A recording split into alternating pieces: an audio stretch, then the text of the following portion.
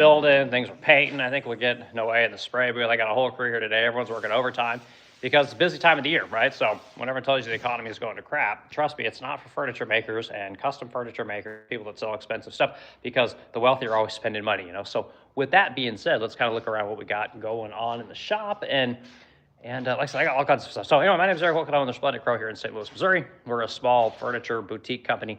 We do about 500 pieces a year. We ship furniture all over America, and it's a great middle-class business. Me and my wife work for the company. We have about, I think, 9 or 10 employees total, and it's a good company. It's a good way to make money, and it feels good to do this kind of work. You know, it's tough, but it is what it is. You know. So anyway, so let's start here. Put my camera on here, and if you guys are in the stream, hit the like button, add a discussion, and like I said, ask all your questions. So anyway, so we got these drawers here. So these drawers are lined with solid brass. The whole front of this thing is solid brass, and they go in a big 10-foot credenza. Well, didn't have a lot of time when I was trying to get this thing done, so we've got an edge here that's just a little bit sharp. So I got to come in, I'm gonna have to shave this edge down, make sure this thing's nice and smooth. And the same thing on the top here, we got just a little bit of an edge. So we'll go ahead and we'll file all of that down, or we may even take a router to it. We'll clean that up, and then we could run that back over to the client. And they're super happy with their piece. But this is just one of those things you got to work on. And this is I think the third one of these cabinets we've built. And so you're just always kind of tweaking your product, trying to make it better. And so anyways, that's what we got kind of going on there. But great color, right? This color's, it's like a ruby type color. I forget exactly what it's called, but she nailed it on the color. It's been really nice.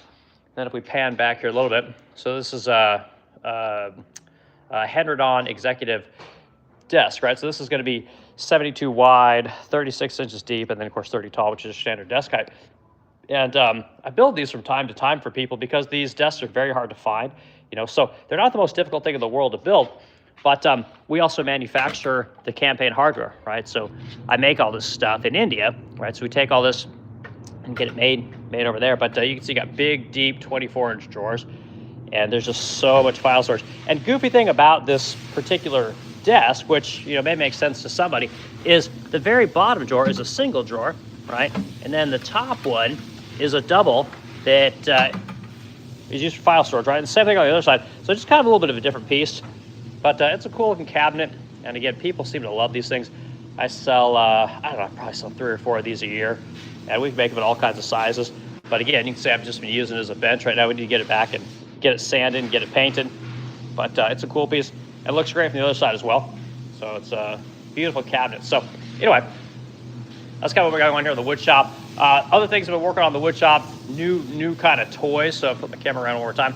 So we got of course a big veneer press here now because we do a lot of veneer work, but we also got a massive 12-foot bag that came with this badass vacuum press vacuum that I have for everything now. So this is awesome. So I used to have this little tiny thing, but now we got a big massive press, so we could pretty much vacuum anything. I mean, it's something like 11 cubic feet per minute. Like it's a monster thing. So anyway, we got that going on. Other things I need to work on. I got a bunch of brass that came in. Got a lot of brass to cut out, right? And I'll show you guys kind of what I got going on here. So I cut my brass out on my pin router over here. I'm always talking to you guys about the pin router and how cool the pin router is. One of the things you got to do is when you're cutting brass or aluminum, you got to use some kind of a cutting agent, right? And then you can cut brass pretty safely using a router, right? So all machine brass routes really well. It sands and it polishes. It takes some work, but you can cut brass in any shape that you want. So it's pretty cool. So, all right, so let's move out here to the wood shop. Show you guys some of the crazy projects I got going on in here. And then we'll go through the paint shop and we'll go through final assembly. So when I come in here to the wood shop, so I've got this 8-foot sideboard that I've had here for frickin' 2 months at this point. I need to get this thing out of here. Basically, the base needs to be toned to match the rest of the cabinets. We had a lot of color issues with this cabinet. Just a total pain in the butt, but you can see the difference in color, right? We can't have that. So we got to make the color on the base look just a little bit better. So I've got an airbrush gun, and I'm going to airbrush all of this stuff and get it toned to where it's going to be the right colors. It needs to get done. So other projects. So this is a drop front desk. Only sold one of these. Pretty cool unit, but you basically got a big ass door here. Comes down. We're going to have drawer for printer and a drawer for files, right? And these things will be pretty cool. I think they're going to be big time sellers once we show off more of them. But cool looking piece. So about 52 inches tall. So coming over here, these are our credenzas, right? I'm always talking to you guys about bread and butter cabinets. So these cabinets, I sell about 50 to 75 of these a year, right? This is your money maker.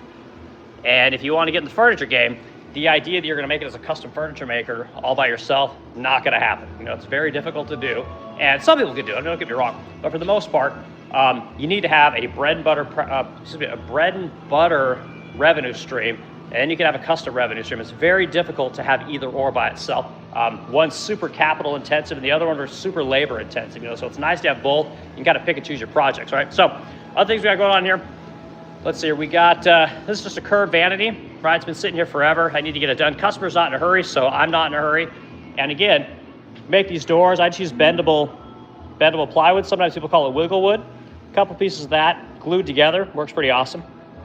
And anyway, just kind of sitting there.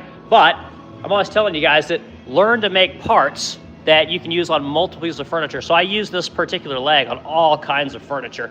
I use this bead pattern on all kinds of furniture, right? And it's a great way to keep the parts down because, man, you got too many parts, it's just a pain in the butt to make money. It really is. So, okay, so we also got, Yaros in here. Yaros, good to see you. Yaros is in here. We got, what's this? Threj Harl. So, good to see you. Glad you're here. So, other things we're working on, we've got this massive table here. So, flip this kind of back around again here.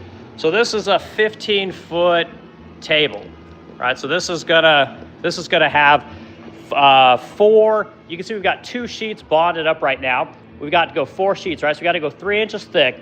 And what we're doing is here's all the individual sheets over here. So, I've already pre-cut all the 11-inch radius is all along this thing, and we're basically putting epoxy on each surface, and we're laying the surfaces down and building this thing up. And then we've got a whole bunch of straight edge, right? We'll take all these straight edges and we'll just stack them all along here and then clamp the shit out of this thing. And that's how we're going to build up the base top of this particular piece. Now over here we've got the pedestals, right? So you kind of got your big pedestal here, and then you've got the actual base, right? All these are going to be wrapped in mahogany. That mahogany sheet should be in hopefully on Tuesday. So we'll wrap all that in mahogany. This entire unit here, the top of this thing will get crotch mahogany. I've got 2 beautiful sheets of crotch mahogany that we're going to lay on top of this thing, and then we're going to wrap the entire outside in 2 inches of mahogany. So it should be pretty sick when it's done, but wildly heavy. Like, it'll take 4 or 5 guys, I think, to move this thing when it's all said and done. And then to maintain the rigidness, which the glue itself will keep it fairly rigid, but it's not gonna be perfect. So what we'll end up doing is we'll end up taking 1.5 or 2 inch steel, running along the entire length of the table. That way, when your pedestals are along the steel, it'll keep that thing rigid forever, right? Steel is incredibly strong, and it keeps its rigidness very well. So we got that going on. Then we got Nazar's got more. These are just credenza parts. So these are 40-inch cabinets. I showed you the 60-inch version over there. These are a couple of 40 inchers, and we just, again, sell the shit out of these things. And that's that bread and butter thing, and I'm always telling you guys about. Find a piece of furniture that everybody likes. You know, like, don't just try and be one of these guys on YouTube that just makes this furniture that only looks good on the internet. You got to find something where people actually want to buy what's going on. So here, give you a quick look at Noe in the booth. So Noe's here just spraying away. This, again, more credenza, same cabinet, same credenza, same cabinet I just showed you guys. Bread and butter, that's what it's all about. And again, see the booth? Booth isn't super clean. Like, I always see people try to talk about how clean their booths are. Not that way with lacquer. Lacquer dries super fast, and you don't need to keep your booth that clean. So yeah, that's like a legit painting setup. And again, we paint, I don't know, probably 100 different pieces a day. You know, that could be a carcass, doors, drawers, drawer parts, things like that, feet.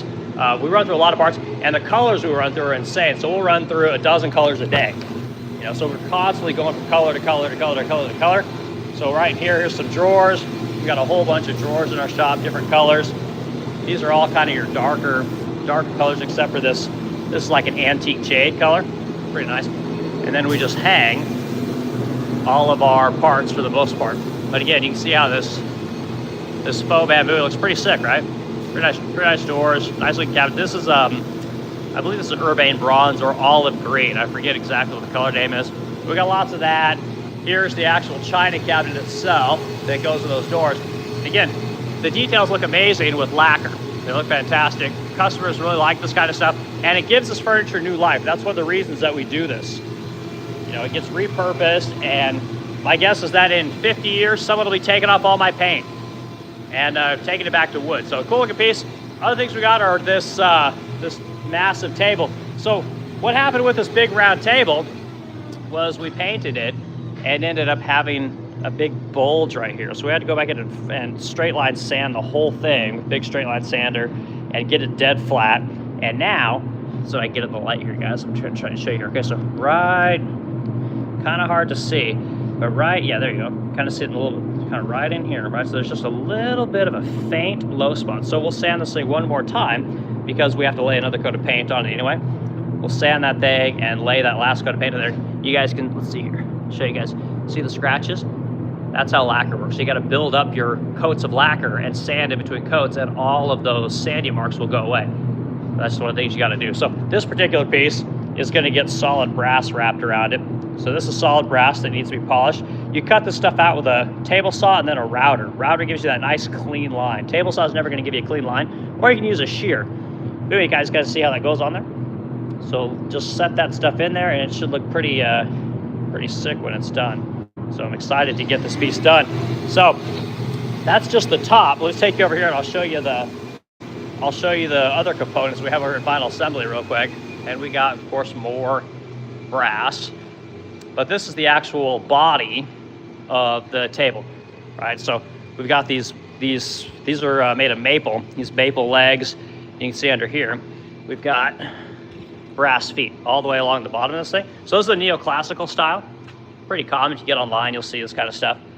It's not super special in any way, but I built it, so therefore it's kind of special. So I think it's pretty cool. But anyway, so we'll put that big round on top of here, and then we'll have a really nice table. We have kind of a set block that is going to go. Sorry guys, I'm gonna you get the other side here.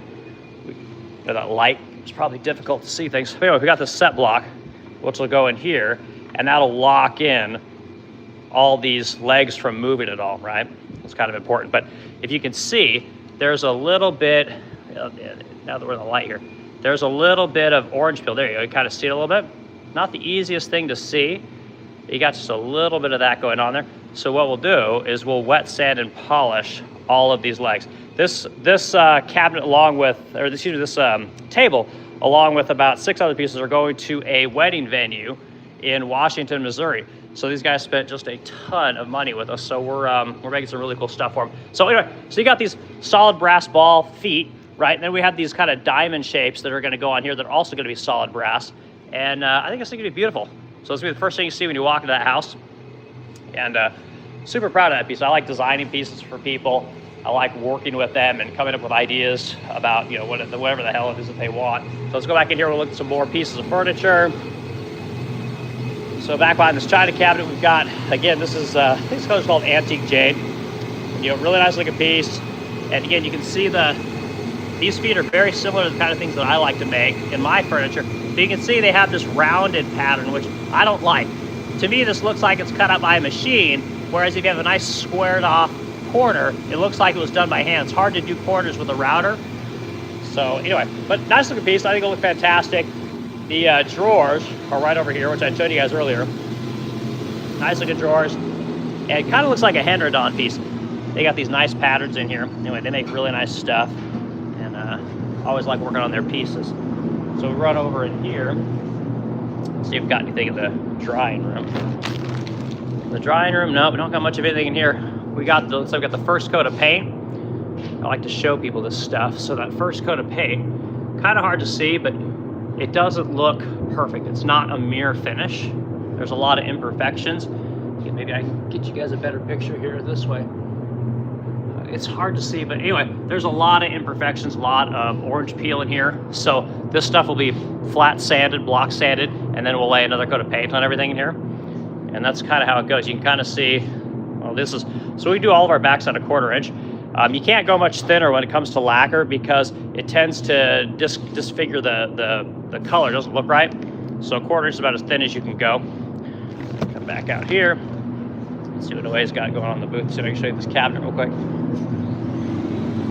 Coming to kind of see how wet that stuff looks when it goes on. It's just super, super buttery thick and a really nice looking piece. So yeah, Noe always does good work. And again, got everyone on the overtime. You know, business is pretty good. A lot of sales going on. I'm always telling you guys about the sales cycles. So part of the sales cycle right now is everyone came back from it's not spring break, from summer break, and kids went back to school. You know, so now moms are in their homes and they're thinking about the holidays, right? They're thinking about Thanksgiving and Christmas. And so they're getting their designers together. Everyone's trying to figure out what kind of furniture they want to put in the house, what kind of decorations they want to do. And so everyone's scrambling to get shit built or painted in our case, and brought to their home in time, you know. And because we're in St. Louis, most of our business is actually in New York, Miami, and probably Dallas. So you have to get their stuff in fairly early, and then we can ship to them in time for the holidays. You know? So everyone's scrambling to get in the queue to have their stuff painted or have their stuff built. And so that's one of the reasons it's so busy right now. And it'll be like this till mid-November probably. So I'm gonna flip my camera back around and show you guys some more things. So I don't know if you guys remember, this cabinet's literally been sitting here for at least a month at this point. So this is that crotch mahogany cabinet that I built. Beautiful piece. And the table that I just showed you guys, the table is gonna have the same mahogany on it, so it's gonna be gorgeous when it's done. And I actually have the hardware, so I can show you guys the hardware for this thing. I'll go back and grab that in a minute. Actually, let's do that real quick. I'm gonna run back there and grab this hardware. You guys can tell me what you think about it. It's okay looking. You know, it's not really my style, you know, but that's kind of how it goes. So, you know, walk back to the wood shop where all this hardware is. Just hang on for a second. We'll grab it. We'll go put it up on the cabinet and see if it looks. I noticed that the brass on this hardware, it's pretty warm. You know, a little bit bright. So I'll put my camera around here. So this is some of the hardware that's going to go on there. So big lion pole, and again, this is like plated tin or something. You know, it's not bad looking, but not really my style necessarily.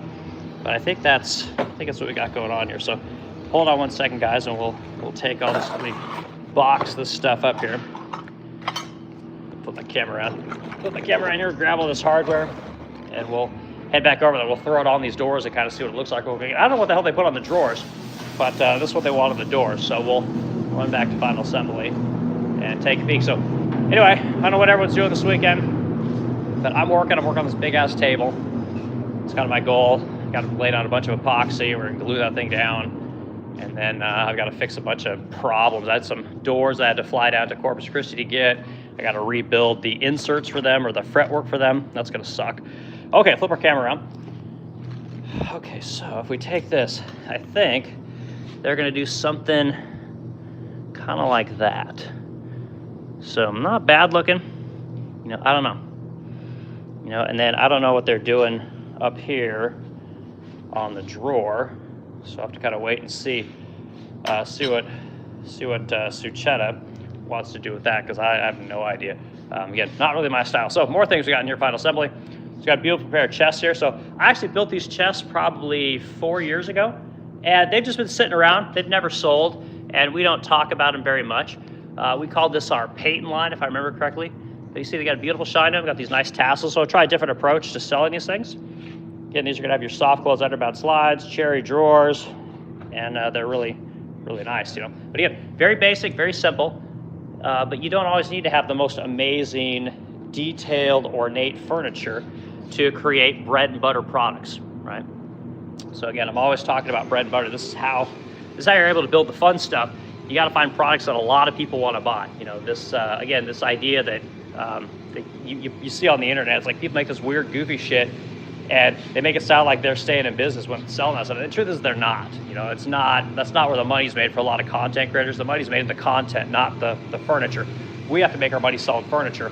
Otherwise, there's no money. So, all right, so more stuff over here. So we got a couple of these. I think these are Henredon chests.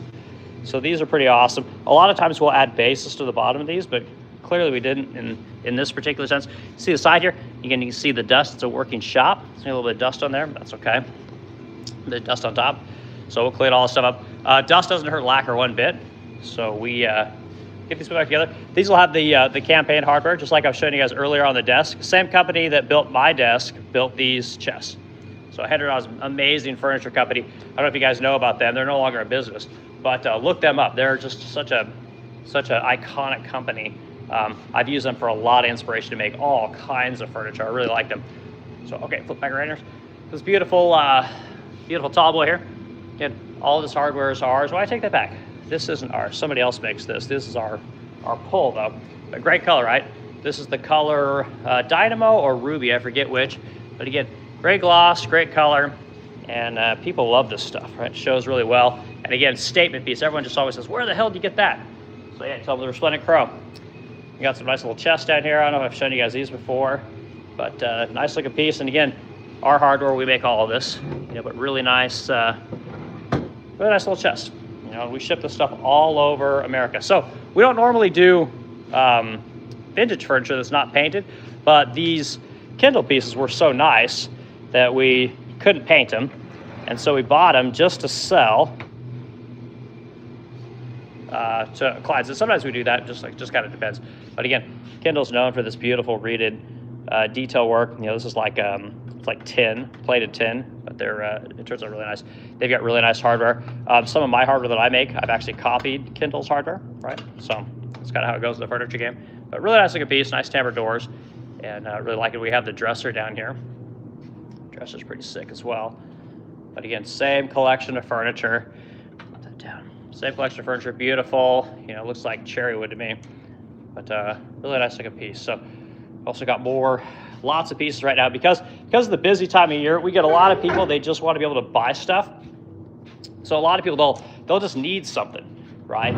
They don't want to wait to get something custom made. They may not even want a custom piece of furniture. They just want something they can put in a space.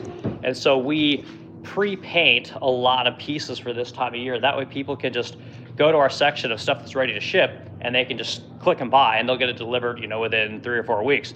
So a piece like this, that's all we do. We just paint it. These are real popular. We're known for selling a lot of foam bamboo furniture. Painted this beautiful peony pink color, and probably sell right away.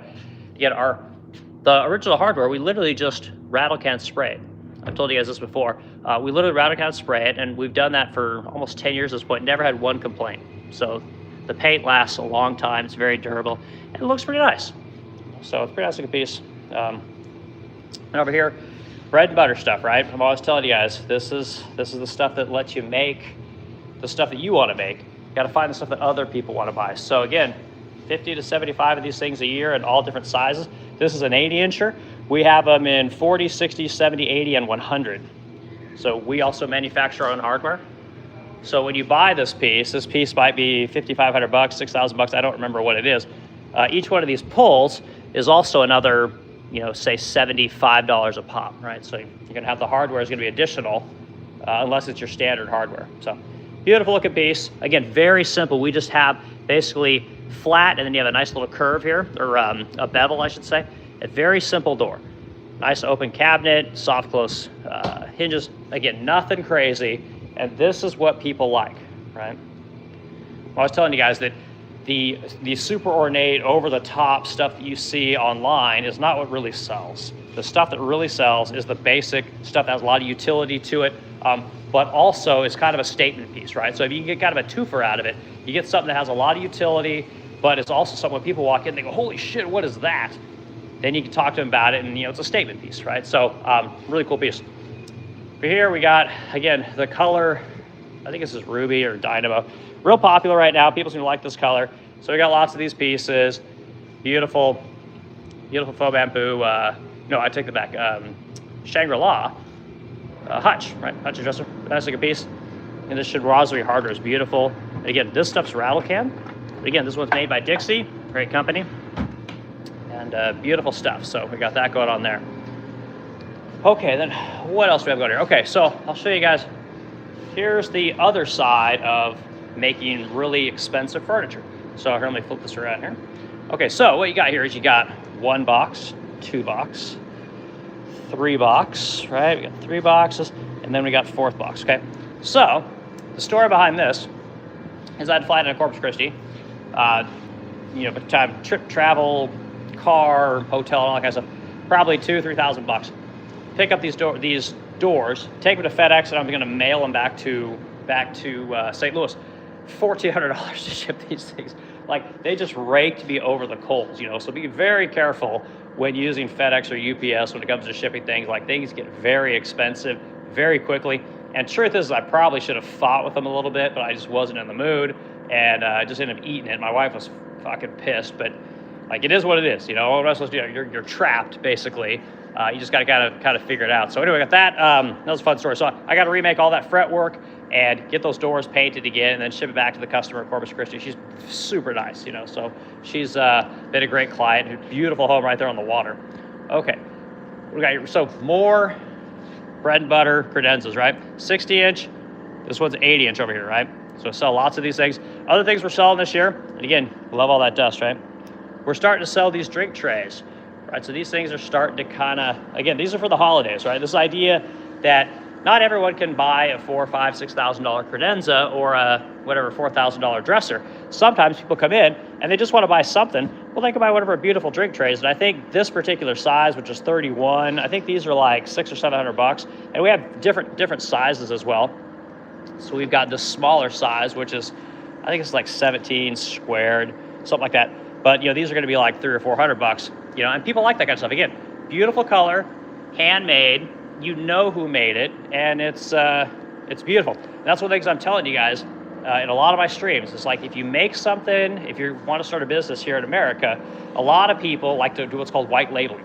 They like to take a product, put their name on it, but then it's made in another country, right? It's made by whatever, Jose in Mexico, or it's made by Kim in Vietnam or whatever. And if you want to start a business in America, especially now with tariffs and all the BS we have going on with AI and all this kind of stuff, you got to tell people who you are, show them your products, show them how it's made, and show them who is making your products. Because as things get more expensive, guys, as tariffs on Chinese-made shit comes in, I mean, you could end up paying a ton of money for a Chinese-made product. And trust me, people aren't going to want to do that. People are going to hit a breaking point, and they're not going to pay that money anymore. Like, I was just trying to buy tennis shoes this morning. I was looking at Brooks tennis shoes. They used to be $80. Now they're $160, right? And that's that tariff, So what am I doing? Instead of buying Brooks, which I think is a German company, now I'm going to go buy New Balance. And guess what? New Balance shoes are cheaper. Why? Because they're made in America. So again, if you want to charge a lot of money for a product, you want to have a business in America, you want to do this thing I'm always talking about, of entrepreneurship, tell them who you are. Tell them how you make it. Show them how you make it. Make it American made. And it goes a long way in being able to charge a big price, right? Being able to charge lots of money for something. Because again, why would you spend $3,000 for a credenza that's made in Taiwan when you could spend $4,000 for one that's made by Eric in St. Louis, right? And you get my customer service, you get the content, you get all of the delivery that we have. You get just top tier everything. When you buy stuff from Amazon, when you buy it from these overseas manufacturers, everything's sketchy, man. Freaking everything, So anyway, that's kind of what I think I got going on in the shop today. I don't know what else I should talk about, to be quite honest with you. I started the stream talking about sales a little bit. Sales are good. The furniture industry is in good shape. Tariffs, believe it or not, are helping us. I've told you guys many times that as tariffs come through, as AI and things like that start crushing wages, you're going to have a lot more wealthy people. That gap between the haves and the have-nots is going to get bigger. And if you sell a high-end product, you sell a luxury good, you're going to have more customers than ever to buy your products. And trust me, more people are going to buy American-made stuff, not because it's necessarily better or because it's more desirable or whatever, because the foreign-made stuff is just, it's not going to be cheap enough to justify that cost. I mean, how many times you guys bought something from like Amazon or something? You bought it, you lost it, and normally you'd be like looking around for it, you'd spend hours looking around for it, but then you're just like, fuck it, I'll just order another one. And that's the economy we're in right now, and that economy is getting ready to change dramatically. So anyway, a lot of cool stuff going on here. I'll have plenty more stuff to show you guys hopefully next week. I'll try to do a little more of these what's in the shops. I've been battling this PMR thing, which is it's like immediate onset arthritis. It's a goofy thing. It's going to go away. But yeah, tough. But anyway, so that's what I got going on, guys. I hope you all have a fantastic weekend. And add your comments, add your questions. And I'll see you guys probably in some other stream tomorrow or the next day. So have a good day.